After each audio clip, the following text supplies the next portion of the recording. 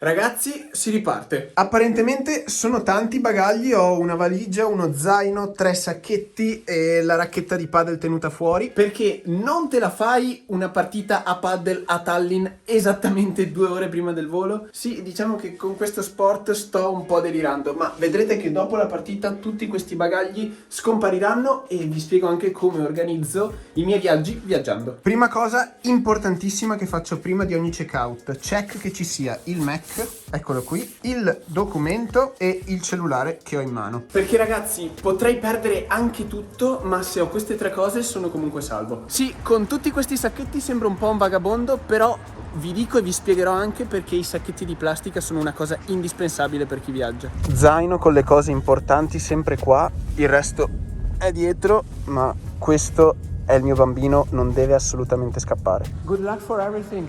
I'll let you know when I come back and when here there's gonna be like thousands and thousands of field of paddle. Good luck.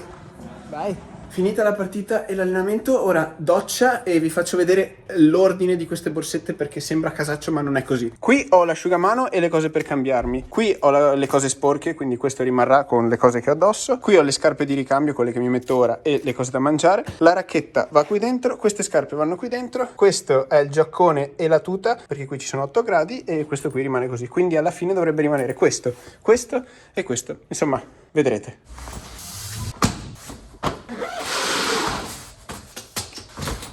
Roba da mangiare, questo sacchetto va qui dentro, meravigliosi sacchettini di plastica, zaino, trolley, sacchettino con la rabonta. E adesso andiamo in aeroporto, primo volo direzione Francoforte. Arrivo un po' prima così faccio anche il tampone.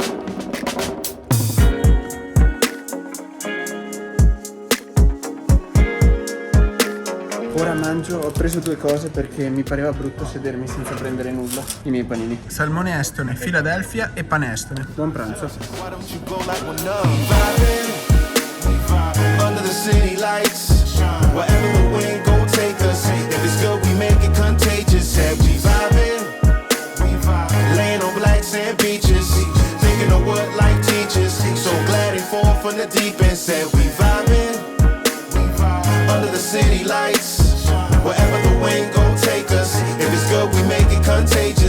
Finalmente arrivato in stazione centrale a Francoforte, ora vado verso l'hotel. Finalmente sono arrivato in centro a Francoforte e mentre vado verso l'hotel vi spiego anche come organizzo i miei spostamenti, perché parte del viaggio è anche quello. Per quel che riguarda i biglietti aerei non prendo quasi mai volo andata e ritorno, anche perché non so mai quanto poi rimango in un certo determinato posto. Per esempio ora ero in Estonia e pensavo di rimanere molto di più, ma dato che non c'era chissà cosa da fare sono partito prima. Mentre controllo i voli e i prezzi per risparmiare su Google Flights, tanti lo fanno su Skyscanner o su altri 1000 siti. Io ho fatto diverse prove e alla fine ho sempre trovato come soluzione migliore Google Flights, quindi vi consiglio di usare quella. Se inizierete ad usare quel sito per prenotazioni di voli lunghi, magari con qualche scalo, vi lascio un consiglio, che è poi quello che faccio di solito io, che ho fatto anche passando qui per Francoforte. Da Tallinn dovevo andare a Dubai e fortunatamente così sempre non ho un giorno prestabilito d'arrivo, quindi posso anche fermarmi in altre città. Se io avessi preso gli scali che mi consigliava Google Flights per arrivare in giornata, avrei speso il doppio di quello che ho speso. Quello che faccio solitamente per risparmiare su questi voli lunghi è usare l'opzione multisiti, cercando anche magari qualche scalo su qualche città dove non sono stato. Così magari trovo Francoforte, dove il volo da Tallinn a Francoforte non costa niente, e poi da Francoforte c'è il volo diretto per Dubai. Così risparmio un po' di soldi e faccio anche un check di nuove città dove magari poi ci torno. Ora la camera ve la faccio vedere domani, così c'è anche un po' più di luce, vi dico quanto sto spendendo e come mi organizzo per gli alloggi. Ho una fame boia e qui davanti c'è un ristorante tipico tedesco, quindi andiamo a mangiare.